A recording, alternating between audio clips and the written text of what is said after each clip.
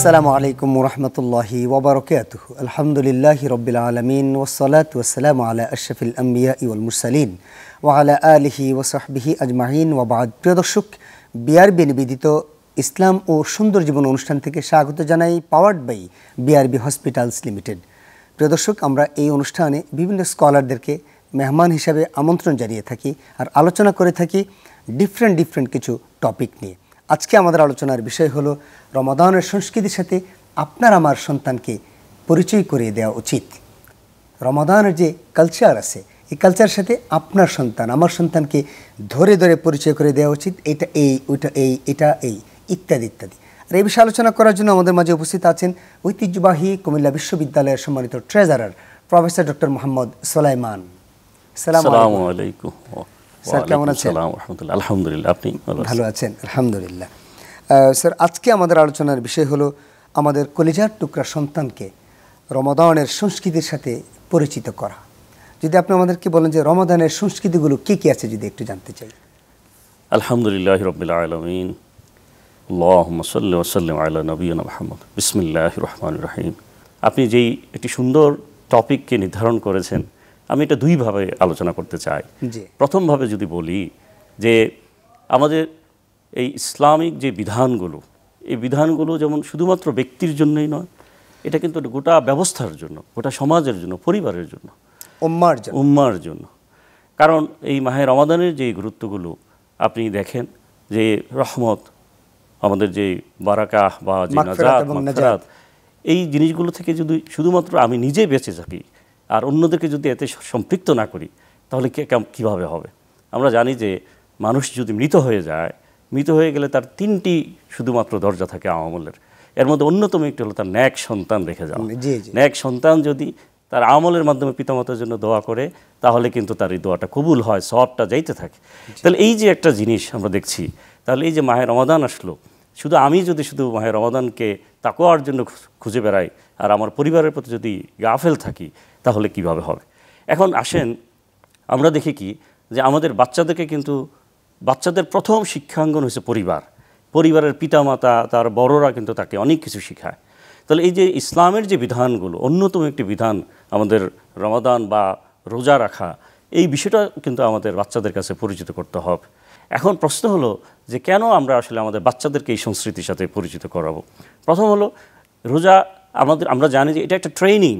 এই ট্রেনিংয়ে এই যে আপনার একটা দিনব্যাপী যে উপবাস থাকা, এবং সেটা কিন্তু শুরু থেকেই যদি একজনকে, যদিও রোজাটা সাবালকের উপর ফরজ, কিন্তু যদি শুরু থেকেই তাকে দেওয়া হয়, তাহলে এই কাজটা তার জন্য অনেক কঠিন হয়ে যাবে।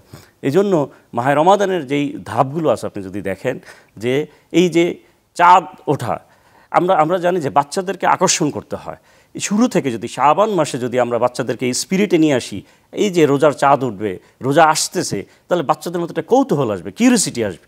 আর কিউরিসিটিটাই কিন্তু মানুষকে আমলের দিকে ধাবিত করে। এর পাশাপাশি ইসলামিক নলেজও প্রয়োজন হয়, যেটা সে আস্তে আস্তে রপ্ত করবে। কিন্তু আমরা যদি এই কালচারে যদি দেখি যে হ্যাঁ, প্রথমে তাকে চাঁদ ওঠা পর্যন্ত একটা অপেক্ষা করানো, এবং বাসার সবার মাঝে এই আলোচনাটা ছড়িয়ে দেওয়া, খাইতে বসার সময় অথবা একত্রে বসে পরিবারকে নিয়ে যে রোজা আসতেছে, তখন বাচ্চার মনে এই কিউরিসিটি আসবে। চাঁদ যখন উঠে যাবে, তখন আবার সেই সচেতনতা সৃষ্টি করা, হ্যাঁ আজকে আমরা মসজিদে যাব, তারাবি হবে। এই যে আরেকটা সংস্কৃতি, তারাবি হবে, সে নতুন একটা টার্ম শিখবে, মসজিদমুখী হবে। তারপর হলো ভোররাতে ওঠা। এই যে ভোররাতে ওঠার জন্য তার মনের মধ্যে একটা স্পিরিট থাকা, এবং বাচ্চাদের মধ্যে একটা কম্পিটিশন তৈরি করে নিয়ে আসা, যে হ্যাঁ তুমি কয়টা রোজা রাখতেছো, অমুক বাচ্চা এতটা রোজা রাখছে, তাদের মধ্যে একটা স্পিরিট নিয়ে আসা। তারপর সুবহে সাদেক যখন হয়ে যাবে, তখন তাকে আপনার সালাতুল ফজরের জন্য প্রস্তুত করা, সারাদিন তাকে বিভিন্নভাবে ব্যস্ত রাখা। কারণ আমরা আসতে চাই আপনার কাছে এতটুকু পর্যন্ত, আমরা ছোট্ট একটা বিরতির পর আপনার কাছে আসতে চাই বাকি কালচারগুলো নিয়ে জানার জন্য। প্রিয় দর্শক, আপনারা দেখছেন বিআরবি নিবেদিত ইসলাম ও সুন্দর জীবন অনুষ্ঠানটি। ছোট্ট একটি বিরতিতে যাচ্ছি, বিরতির পর ফিরে আসছি, আশা করছি আপনাদেরকে পাবো ইনশাআল্লাহ।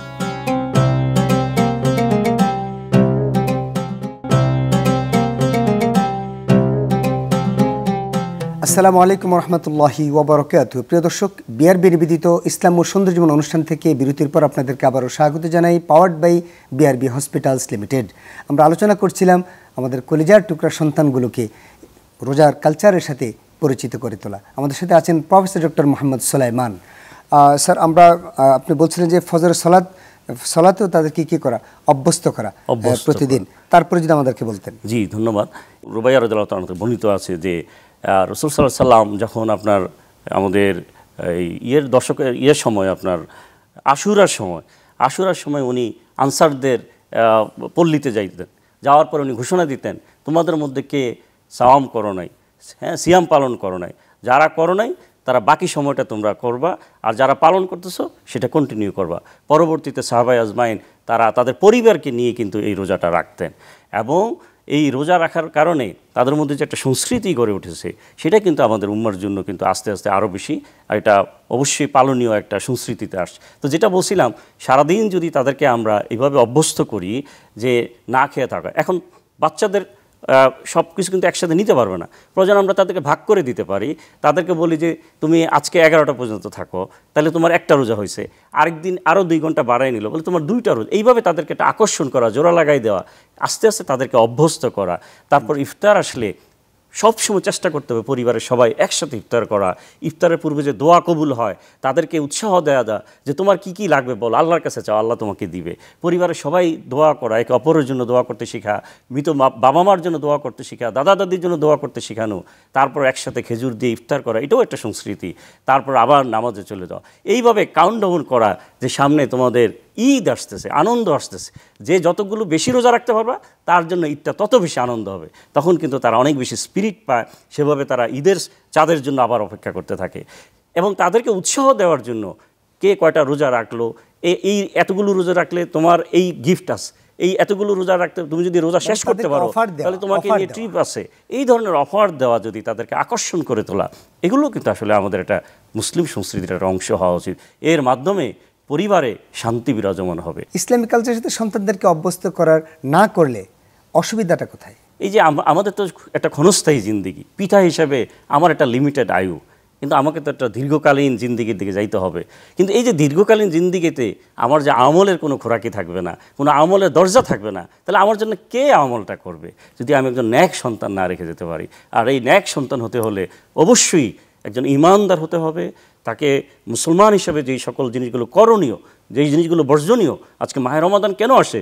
শুধু এই আত্ম উপলব্ধিটাকে জাগ্রত করা, এটার নামই খোদাভীতি। এটাই যে আল্লাহ আছেন, আল্লাহর অনেকগুলো বিষয় আদেশ করেছেন করার জন্য, অনেকগুলো বিষয় নিষেধ করেছেন বর্জন করার জন্য। কেউ দেখুক আর না দেখুক, এই রোজাই একমাত্র একটা ইবাদত, যে ইবাদতের মাধ্যমে শুধুমাত্র আমি আমার মহান আল্লাহকে সন্তুষ্ট করতে হয়। সেই বোধটুকু জাগ্রত করে দেওয়ার জন্য আমাদের এই সন্তানদেরকে এই সংস্কৃতির সাথে পরিচিত করাতে হবে। এতে আমার সন্তান নিজে লাভবান হবে, আমি নিজেও লাভবান হব। এর মাধ্যমে বাবা মা হিসাবে আমার যে একটা ইমানি দায়িত্ব, সন্তান যে আমার কাছে একটা আমানত, সেই আমানতটাও কিন্তু ফুলফিল হবে। এই কারণে আমরা মনে করি যে মহান আল্লাহ কর্তৃক এই বিধানকে শুধুমাত্র ব্যক্তির জন্য নয়, পরিবার, সমাজ, রাষ্ট্রের জন্য প্রয়োগ করতে হবে। জাযাকাল্লাহ স্যার, আপনি আমাদেরকে সুন্দর করে সন্তানদেরকে রমাদানের সংস্কৃতির সাথে পরিচিত করার জন্য যে বিষয়টা বললেন, খুব চমৎকার। আল্লাহ আপনাকে সুস্থ এবং নেখায়াত দিন। ধন্যবাদ। প্রিয় দর্শক, বিআরবি নিবেদিত ইসলাম ও সুন্দর জীবন অনুষ্ঠান powered by BRB hospitals limited আজ এ পর্যন্তই। আমাদের সন্তানগুলোকে রমাদানের কালচারের সাথে এবং ইসলামিক কালচারের সাথে পরিচিত করলে লাভ কিন্তু বাবা মারই। কিয়ামতের দিন এই বাবা মার বুকের উপর পাড়া দিয়ে সন্তান জান্নাতে যাবে। আল্লাহ সুবহানাহু ওয়া তাআলা সন্তানকে বলবেন যে তুমি কি আমাকে চেনো? সন্তান বলবে হু আর ইউ, তুমি কে? বলে তোমার বাবা মাকে আমার সাথে পরিচয় করিয়ে দেয়নি? না, আমাকে তো পরিচয় করে দেয়নি। তখন এই সন্তান বাবা মার বুকের উপর পাড়া দিয়ে জান্নাতে যাবে। কিয়ামতের দিন আমরা আমাদের সন্তানগুলোকে যদি কোরআন মাজিদ শিক্ষা না দেই, এই কোরআন মাজিদ শিক্ষা না দেওয়ার কারণে রাসূলুল্লাহ সাল্লাল্লাহু আলাইহি সাল্লাম মামলা করবেন তাদের কাছে। সূরা কামারের 30 নম্বরে আল্লাহ বলছেন, বিসমিল্লাহ ওয়া ক্বালা রাসূল ইয়া রাব্বি ইন্না কওমি ইত্তাখাযু হাযাল কুরআনা মাহজুরা। মামলা করবেন নবী মুহাম্মদ সাল্লাল্লাহু আলাইহি সাল্লাম এই বাবা মাদের বিরুদ্ধে, এই কোরআন না জানা লোকদের বিরুদ্ধে। আসুন না আমাদের সন্তানদেরকে এই রমাদানের কালচারের সাথে পরিচিত করি এবং ইসলামিক কালচারের সাথে পরিচিত করে দিই। হোক না সে অন্য ইঞ্জিনিয়ার, ডাক্তার ইত্যাদি ইত্যাদি ইত্যাদি, কিন্তু তাকে রমাদানের এবং পাশাপাশি ইসলামিক কালচারের সাথে পরিচিত হোক, এই হোক আমাদের অঙ্গীকার। এই প্রত্যাশায় আসসালামু আলাইকুম ওয়া রাহমাতুল্লাহি ওয়া বারাকাতুহু।